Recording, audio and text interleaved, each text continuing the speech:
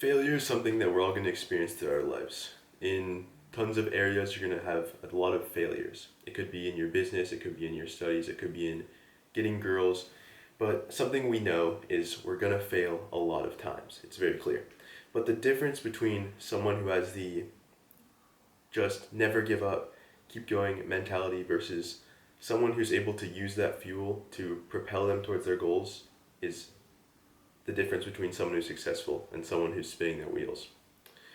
Now, for every negative situation in life, there's going to be some negative like emotions and feelings of despair that you will, experience after this thing has occurred. So you can kind of ignore these negative feelings. You can not really experience them fully. You can try to distract yourself. And you don't really get the same transformative effect of the failure. The important part of the failure is that despair, those negative emotions, the pain you feel, the frustration you feel after defeat or after a loss or after failure. Being able to experience that clearly is how you project or is how you transform that and use it to propel yourself forward. You can probably think back in your life, the times when everything has been going fine, it's very stagnant, it's much easier to be complacent, and you don't end up making a ton of progress during those times. The times when you make a lot of progress are actually the times when everything's going wrong for you. The times that you make the most significant leaps are the times when, everything feels terrible. You're in a lot of pain or a lot of frustration or sadness, and that's what makes you seek out the answers and seek out the action to do the thing that will save you from this negative emotion and these feelings of despair. So it's super important to basically embrace the despair after a failure. Now, the next thing is, if you are experiencing this negative emotion, this negative time, you need to take a lesson from it. Because if you're just continuously having negative things happen over and over and over, and you're never doing anything about it, you're just doing the same actions and expecting a different result, you're not going to make any progress. The real progress comes from having this negative thing happen to you, doing some contemplation and understanding what was the thing that I did wrong. Was it a lack of knowledge? Was it a lack of effort? Was it, some very specific thing I did wrong in this particular situation that stopped me from reaching my goals in that area? You have to understand it, crystallize a lesson for yourself, and then use it in the future so you don't have to feel this pain. But it's really important to have that drive and that energy that you can use to do everything I just said. The next thing is, if you have a negative event, right? It's like a fact of life that happens. If you don't attack this negative event through a positive mindset and take the positives from it, if you attack it from a negative mindset, from a victimhood mindset, from, why is this happening to me? I'm so unlucky, or just being like the victim, making yourself the victim, then you have no power. You're powerless. You're leaving it to chance and you're leaving it to fate to do what you want to do or not achieve what you want to achieve. Whereas if you attack it with a positive mindset and think, what can I do about it? And understand that it is your responsibility, because no one's going to help you. No one's really going to save you. No one's going to take this pain away from you but you at the end of the day. It helps you to use this to change your mindset and learn the lesson you need to learn from it. So the reason I say failure isn't really real is basically because you need the failure. The failure is it's real in a sense, in terms of a setback that you experience when you're trying to reach something. But the failures are necessary. They're very necessary, because you don't really get anywhere through just thinking about doing something but not actually taking action.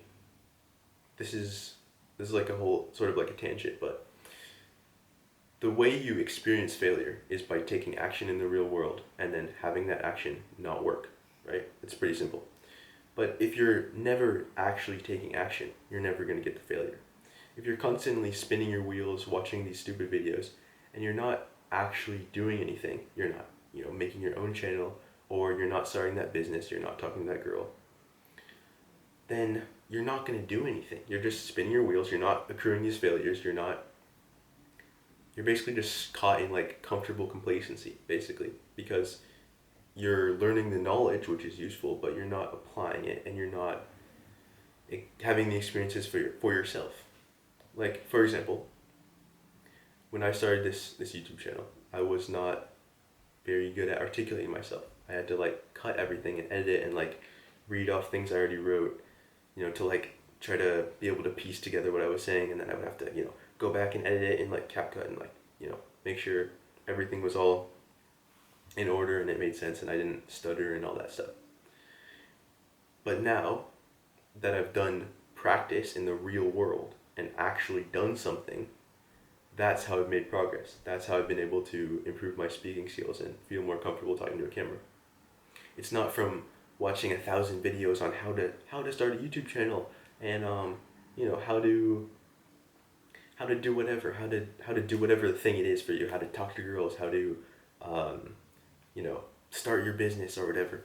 But if you're not actually doing anything with it, if you're not actually taking the action and accruing the failures, then what's the point? What's the point? I mean, you could literally be in the same spot 6 months from now with more knowledge instead of just taking action right now. Like, what do you even need more knowledge for if you're not taking action? If you're not taking action so you can just at least understand, okay, this is the direction I'm going, and then the knowledge can be useful for you in that direction. But if you're just taking in knowledge and you have no like use for it, it's just kind of like going in one ear and out the other in a way. The times when you have gotten the most out of something or something like this, a piece of content or like a piece of knowledge you've gotten, right? Said that retardedly. Anyways, the most useful times, or the most useful pieces of knowledges have come from a time when you need the knowledge and the knowledge is specific. Sorry for saying that like a fucking idiot, but hope you understand what I'm trying to say.